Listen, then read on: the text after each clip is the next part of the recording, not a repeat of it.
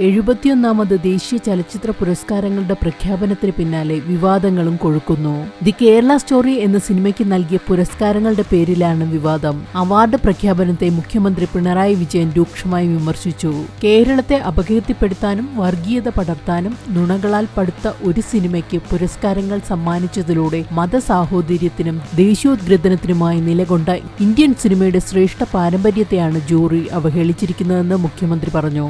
വർഗീയ അജണ്ട നടപ്പാക്കാനുള്ള ആയുധമായി ചലച്ചിത്രത്തെ മാറ്റുക എന്ന സംഘപരിവാർ അജണ്ടയാണ് ഇതിലൂടെ അവർ നടപ്പാക്കുന്നതെന്നും മുഖ്യമന്ത്രി കുറ്റപ്പെടുത്തി. ഈ നടപടിക്കെതിരെ ശക്തമായി പ്രതിഷേധിക്കുന്നു. ഓരോ മലയാളിയും രാജ്യത്തെ ജനാധിപത്യ വിശ്വാസികളാകുകയും ഈ അനീതിക്കെതിരെ സ്വരമുയർത്തണമെന്നും അദ്ദേഹം പറഞ്ഞു. കലയെ വർഗീയത വളർത്താനുള്ള ആയുധമാക്കി മാറ്റുന്ന രാഷ്ട്രീയത്തിനെതിരെ അണിനിരക്കണം എന്നും മുഖ്യമന്ത്രി ആഹ്വാനം ചെയ്തു. അതേസമയം മികച്ച സഹനടനും സഹനടിക്കുമുള്ള പുരസ്കാരങ്ങൾ നേടിയ വിജയരാഘവനെയും ഉർവശിയെയും മുഖ്യമന്ത്രി അഭിനന്ദിച്ചു.